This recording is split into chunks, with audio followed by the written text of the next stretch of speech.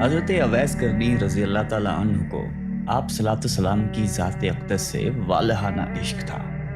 یہی وجہ ہے کہ آپ صلی اللہ علیہ وآلہ وسلم فرمایا کرتے تھے کہ یمن کی طرف سے مجھے محبت کی خوشبو آتی ہے کیونکہ وہاں میرا دوست اویس قرنی رہتا ہے۔ آپ نے فرمایا کہ قیامت کے روز حق تعالیٰ 70,000 فرشتے پیدا کریں گے جن کی اشکال خواجہ اویس کرنی کے جیسی ہوگی، اور ان کے جلوس میں خواجہ صاحب کو بہشت کی طرف لے جایا جائے گا۔ ساری کائنات یہ منظر دیکھے گی مگر کوئی شخص پہچان نہیں پائے گا کہ اصل خواجہ کرنی کون ہے۔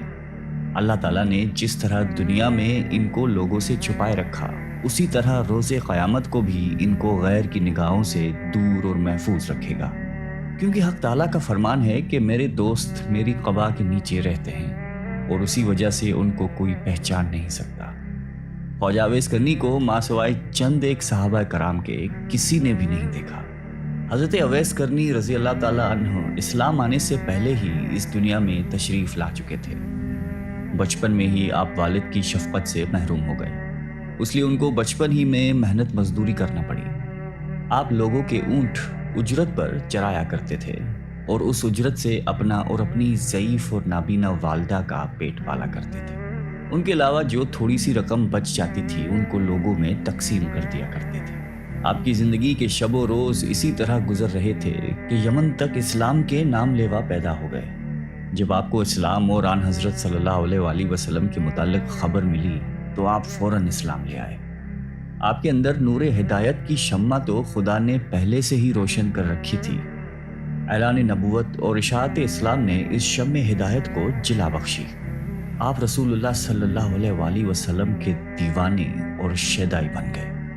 آپ صلی اللہ علیہ وآلہ وسلم فرماتے ہیں کہ اویس قرنی کو اسلام کی دولت سے اللہ تعالیٰ نے خود روشناس کرایا ہے، اور یہ خدا کی رحمت اور فضل کا اعجاز ہے کہ وہ میرا نادیدہ عاشق صادق بن گئے۔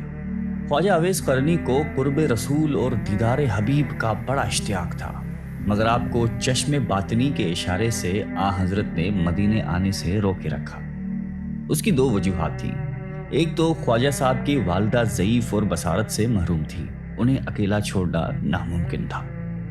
دوسری، ان پر ہر وقت جذب طاری رہتا تھا، اس وجہ سے آپ صلی اللہ علیہ وآلہ وسلم نے خواجہ صاحب کو حکم دیا کہ آپ ہر وقت میری چشم باطن کے سامنے ہیں، لہٰذا آپ مدینے آنے کی بجائے اپنی والدہ کی خدمت میں ہمتن مصروف رہیں۔ غزوہ احد میں کفار کے حملے سے آپ صلی اللہ علیہ وآلہ وسلم کے 2 دانت شہید ہو گئے۔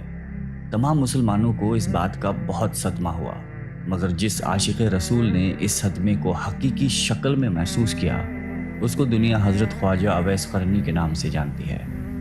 آپ فرماتے ہیں کہ مجھے جب معلوم ہوا کہ میرے آقا سردار دو عالم کے 2 دانت مبارک شہید ہو گئے ہیں تو مجھے یہ بالکل معلوم نہ تھا کہ آپ کے کون سے دانت مبارک شہید ہو گئے ہیں، مگر آپ کی موافقت نے مجھے بے چین کر دیا۔ میں نے پہلے ایک دانت توڑا، پھر مجھے خیال ہوا کہ شاید یہ والا دانت نہ ٹوٹا ہو، پھر دوسرا توڑا، پھر تیسرا توڑا۔ غرض یہ کہ جوں جوں جنون موافقت شدت اختیار کرتا گیا، میں دانت توڑتا چلا گیا، حتیٰ کہ سارے دانت توڑ ڈالے۔ اللہ تعالیٰ کو اپنے محبوب کے اس عاشق دلگیر کی یہ ادا بڑی پسند آئی اور اس کے لیے کیلے کا درخت پیدا کیا، کیونکہ ٹوٹے دانتوں کے ساتھ سوائے نرم کیلوں کے اور کوئی چیز کھانا ممکن نہیں تھی۔ صحابہ کرام نے آپ صلی اللہ علیہ وآلہ وسلم سے وقت وصال پوچھا کہ آپ کا خرقہ ہم کس کو دیں؟ آپ نے فرمایا کہ اویس قرنی کو۔ اس مقصد کی بجاوری کے لیے سیدنا حضرت عمر فاروق رضی اللہ تعالیٰ عنہ اور حضرت علی مرتضیٰ کوفہ تشریف لے گئے اور جمعہ نماز کے خطبے میں کہا، مسجد میں نجد سے تعلق رکھنے والے جتنے لوگ ہیں سب کھڑے ہو جائیں۔ چنانچہ اہل نجد کھڑے ہو گئے۔ ان سے پوچھا گیا کہ شہر میں کوئی اویس قرنی نام کا شخص ہے؟ سب نے جواب دیا کہ ہم اویس قرنی سے بالکل شناسا نہیں ہیں۔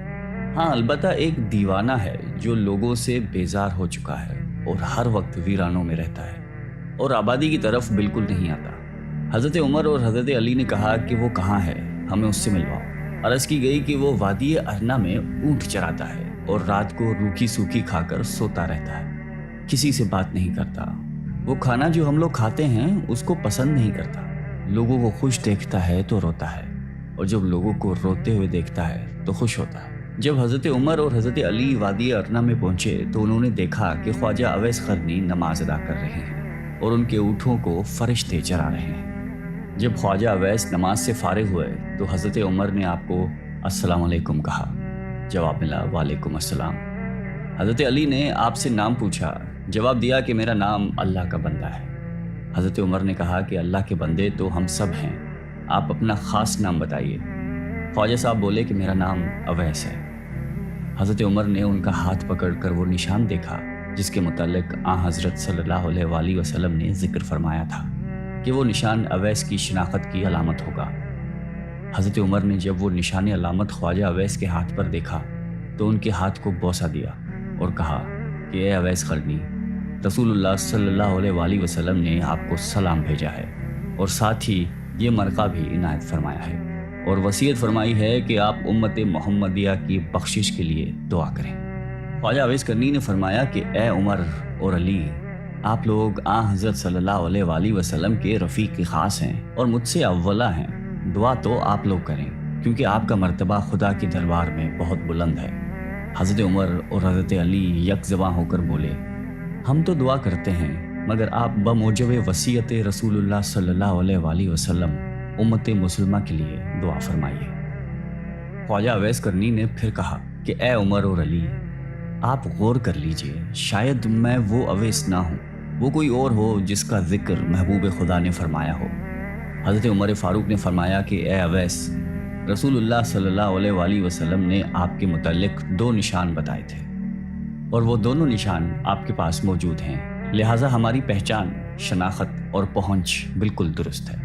ख्वाजा अवैस ने हज़रत उमर और हज़रत अली से कहा कि लाइए वो खिरका मुझे अता कीजिए ताकि मैं हस्ब हुक्म आका दुआ करूं। जब उनको खिरका दिया गया तो हज़रत उमर और हज़रत अली से कुछ फासले पर चले गए और ज़मीन पर सजदा रेज़ होकर बारगाह इलाही में अर्ज़ की कि ए खुदावंदे आलम, मैं उस वक्त तक ये खिरका न पहनूंगा जब तक तू सरकार दो आलम की सारी उम्मत को मेरी सिफारिश पर बख्शिश न दे देगा, क्योंकि पैगंबर इस्लाम ने ये मरका मुझे अता किया है और फ़ारूक और मुर्तज़ा ने मुझ तक पहुँचाने के फ़राइज़ अंजाम दिए हैं। अब तेरा काम है, तू मेरी दुआ सुन ले और कबूल कर ले।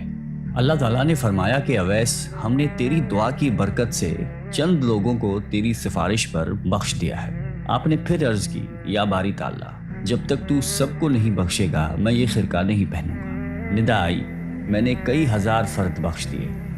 अर्ज़ की, मौला, मैं सबको बख्शवाना चाहता हूँ। अभी ये कह सुन चल रही थी कि हज़रत उमर और हज़रत अली आपके करीब चले गए। आप दोनों को ख्वाजा अवैस करनी ने कहा कि आप लोग यहाँ क्यों आ गए हैं? मेरा और खुदा का सिलसिला जारी था। आप लोगों की आमद न होती तो मैंने उस वक्त तक ये खिरका नहीं पहनना था जब तक अपने आका की सारी उम्मत को न बख्शवा लेता, और मुझे पूरा यकीन था कि हक़ ताला ने मेरी सिफारिश पर हुजूर सल्लल्लाहु अलैहि वसल्लम की उम्मत के हर फर्द को बख्श देना था। मशहूर सहाबी हज़रत रब्बी रज़ी अल्लाह ताला अन्हु कहते हैं कि जब मैं ख्वाजा अवैस करनी की ज़ियारत को गया तो मैंने उन्हें फजर की नमाज में मशगूल पाया। नमाज से फारिग हुए तो अपने दुरूद व वज़ाइफ में मसरूफ़ हो गए, यहाँ तक कि ज़ोहर का वक्त आ गया। फिर ये कि बाद दीगर तमाम नमाज़ों और ज़िक्र इलाही में ऐसे मगन हुए कि सारी रात गुजर गई। मैं उनका बगौर मुशाहिदा करता रहा। इस तरह 3 दिन गुजर गए। मैंने देखा और हैरान रह गया कि इन 3 दिन और रातों में हज़रत ने न कुछ खाया न पिया, बल्कि इबादत में मशगूल रहे और लम्हा भर के लिए भी आराम नहीं किया। चौथी रात आप थोड़ी देर के लिए सोए और कुछ खाना भी खाया। फिर इस्तग़फ़ार करने लगे कि या इलाही, मैं तुझसे पनाह मांगता हूँ, मैं नींद और भूख के गलबे में मुब्तला हो गया। हज़रत रब्बी कहते हैं कि ख्वाजा अवैस करनी ने रातों की तकसीम की हुई थी। एक रात में सजदा करते तो पूरी रात सजदे में ही गुजार देते, और अगर रुकू करते तो शब भर रुकू की हालत में रहते। किसी रात को क़याम में ही बसर करते। ग़रज़ ये कि हर रात को दूसरी रात की तरह जिंदा रखते थे। ख्वाजा अवैस करनी रज़ी अल्लाह ताला अन्हु को हज़रत उमर ने पैगाम भेजा कि अगर आपकी इजाज़त हो तो कूफा के गवर्नर को लिखूं कि वो आपका ख़ास ख्याल रखे। ख्वाजा साहब ने जवाब दिया कि मैं खुसूसियत के साथ ज़िंदगी बसर करने के सख्त खिलाफ हूँ। मेरा हाथ हाजत रवा के हाथ में है। मुझे तो बस याद इलाही से ग़रज़ है, वो मैं कर रहा हूँ और कोई चीज़ दरकार नहीं। उसके बाद आपने कूफा भी छोड़ दिया और किसी और इलाके में निकल गए जहां आपको कोई तलाश न कर सके। ایک دفعہ کا واقعہ ہے کہ حضرت اویس کرنی کو آپ صلی اللہ علیہ وآلہ وسلم کے دیدار کا شوق اس قدر پیدا ہوا کہ انہوں نے مدینے آنے کا ارادہ کیا۔ اب ادھر انہوں نے ارادہ کیا، ادھر آپ صلی اللہ علیہ وآلہ وسلم کو کسی غزوہ میں شرکت کرنے کے لیے مدینے سے باہر جانا پڑا۔ لیکن آپ صلی اللہ علیہ وسلم نے حضرت عائشہ سے فرمایا کہ میرے جانے کے بعد شاید کوئی مہمان آئے، اگر وہ یہاں آئے تو اس کی خوب خاطر مدارت کی جائے اور ہر طرح سے خیال رکھا جائے، کیونکہ وہ بڑا ہی پارسا انسان ہے، اور میرے آنے تک اس کو روکنے کی کوشش کی جائے۔ اگر وہ نہ رکنا چاہیں تو مجبور نہ کیا جائے، مگر اس کی شکل و صورت یاد رکھی جائے۔ یہ ہدایت دے کر رسالت مآب خود تو غزوہ میں شرکت کے لیے روانہ ہو گئے۔ بعد میں خواجہ اویس کرنی مدینہ تشریف لائے۔ ان کو جب پتا چلا کہ حضور سرور کائنات اس وقت مدینے میں نہیں، تو انہوں نے اسی وقت واپسی کا فیصلہ کیا۔ ان کو روکنے کی بڑی کوشش کی گئی، مگر وہ نہ رکے اور نہ ہی کسی قسم کی خاطر کروائی، بس واپس لوٹ گئے۔ جب آپ صلی اللہ علیہ وآلہ وسلم مدینہ واپس تشریف لائے تو آتے ہی انہوں نے حضرت عائشہ صدیقہ رضی اللہ تعالیٰ عنہا سے سوال کیا کہ کیا کوئی مہمان آیا تھا؟ ام المومنین نے عرض کی کہ اے اللہ کے رسول، ایک شخص جو کہ یمن سے آیا تھا، اس کی شکل و صورت چرواہوں کے جیسی تھی، آپ کو نہ پا کر وہ ایک لمحہ بھی یہاں نہیں ٹھہرا اور چلا گیا۔ آپ صلی اللہ علیہ وسلم بولے کہ عائشہ پتہ ہے وہ کون تھا؟ عرض کی کہ حضور میں بالکل نہیں جانتی۔ فرمایا کہ وہ اویس قرنی تھا، جو میرے دیدار کے لیے یہاں آیا تھا اور دیدار کی حسرت دل ہی میں لے کر واپس چلا گیا، اور وہ ٹھہر بھی نہیں سکتا تھا کیونکہ اس کی ایک والدہ ہے جو بوڑھی ہے اور آنکھوں سے معذور ہے، اور اس کی دیکھ بھال کرنے والا کوئی نہیں ہے، اس لیے اس کو ہر حال میں واپس جانا تھا۔ اور یہ وہ شخص ہے جو کہ خدا اور اس کے رسول کا سچا چاہنے والا ہے، جس کو صرف ذکر الہی سے غرض ہے اور وہ کسی چیز سے نہ مرعوب ہے نہ متاثر۔ اویس قرنی میرا عاشق ہے اور اللہ اسے محبت کرتا ہے۔ حضرت عائشہ نے جب یہ باتیں سنی تو اس کو خواجہ اویس قرنی کے مقام پر رشک آنے لگا اور فرمانے لگی کہ اے خدا کے حبیب، وہ شخص واقعی کس قدر عظیم ہوگا جس کے زہد و تقوی اور عبادت و ریاضت کی تعریف خدا اور اس کا محبوب کرے۔ مشہور تابعی حضرت حرم بن حیان رضی اللہ تعالیٰ عنہ کی ایک بار خواجہ اویس قرنی رضی اللہ تعالیٰ عنہ سے ملاقات ہوئی۔ وہ اپنی ملاقات کچھ اس طرح بیان کرتے ہیں۔ خواجہ اویس کرنی کوفہ میں مقیم تھے۔ میں نے آپ کی تعریف سنی، ملاقات کا شوق غالب ہوا اور میں ان کی زیارت کے لیے کوفہ پہنچا۔ لوگوں نے بتایا کہ وہ دریائے فرات پر ملیں گے۔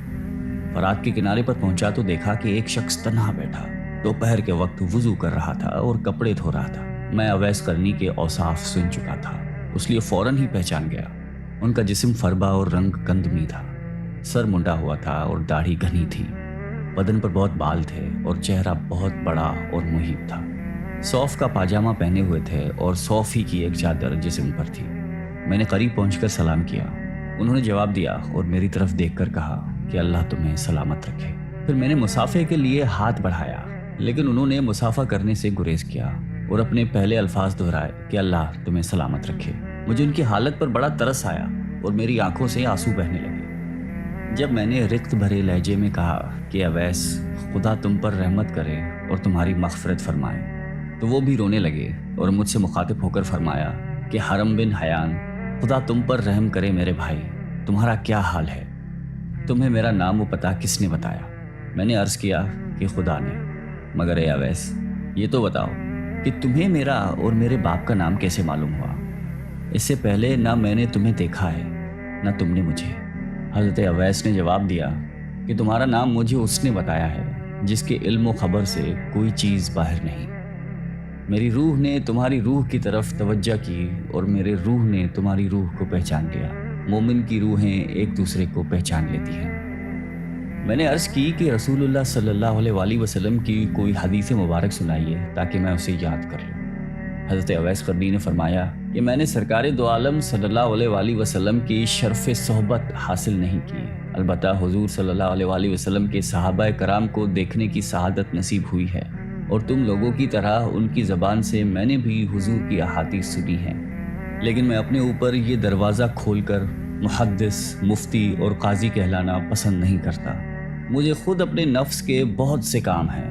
یہ کہہ کر وہ میرا ہاتھ پکڑ کر رونے لگے۔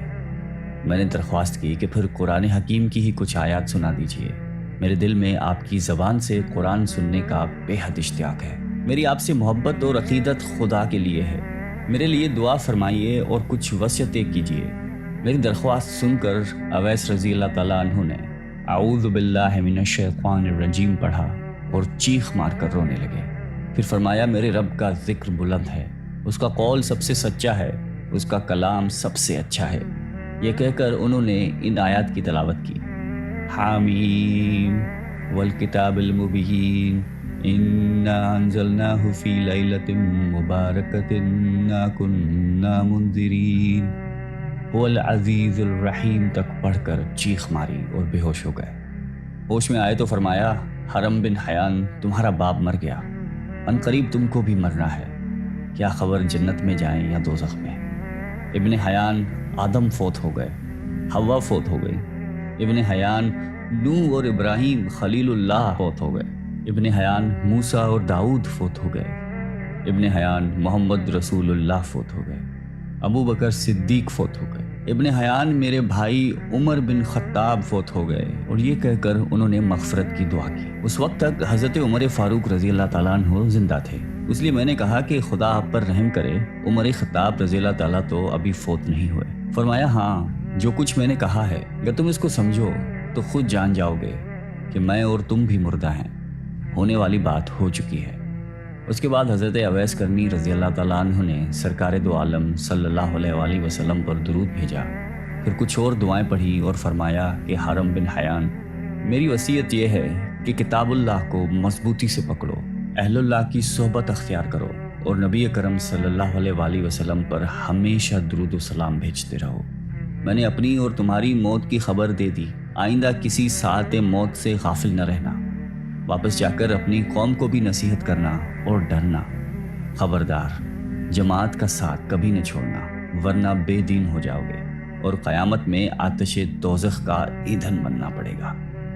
پھر انہوں نے دعا کی کہ الہی، یہ شخص کہتا ہے کہ اس کو تیرے لیے مجھ سے محبت ہے اور اس نے تیرے ہی لیے مجھ سے ملاقات کی، اس لیے خدا مجھے توفیق دے کہ میں جنت میں اس کا چہرہ پہچان جاؤں اور دارالاسلام میں میری اس کی ملاقات ہو۔ وہ دنیا میں جہاں کہیں بھی ہے اس کو اپنے حفظ و امان میں رکھنا، اس کو قناعت عطا کر اس کو اپنی نعمتوں کا شکر گزار بنا اور اس کو جزائے خیر دے۔ دعا کے بعد اویس قرنی نے مجھ سے فرمایا کہ اے حرم بن حیان، اب میں تجھے اللہ کے سپرد کرتا ہوں، آج کے بعد میں تم کو نہیں دیکھوں گا، مجھے شہرت پسند نہیں ہے، گوشہ خلوت ہی میرا رفیق ہے، آئندہ مجھے تلاش کرنے کی کوشش مت کرنا، مجھے ڈھونڈنے میں تم کامیاب نہیں ہو سکو گے، میں تمہیں ہمیشہ یاد رکھوں گا اور تم مجھے یاد رکھنا، میرے لیے دعائے خیر کرتے رہنا۔ اچھا، السلام علیکم ورحمۃ اللہ۔ یہ کہہ کر وہ ایک سمت کو چلے گئے۔ اس کے بعد میں نے ان کو بہت تلاش کیا لیکن کسی سے ان کے بارے میں کچھ معلوم نہیں ہو سکا، البتہ کوئی ہفتہ ایسا نہیں جاتا جس میں ان کو ایک یا دو بار خواب میں نہ دیکھوں۔ اللہ تعالیٰ اویس قرنی پر رحمت نازل فرمائے اور ان کی مغفرت فرمائے، آمین۔